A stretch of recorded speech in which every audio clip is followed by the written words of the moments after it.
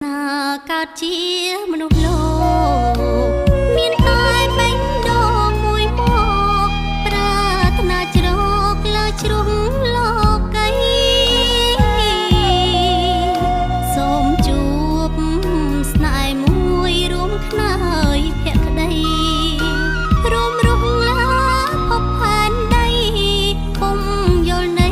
ក្តីស្នេហ៍អបបលាក់រឿងស្នេហ៍ទាវទុំត្បូងខ្មុំ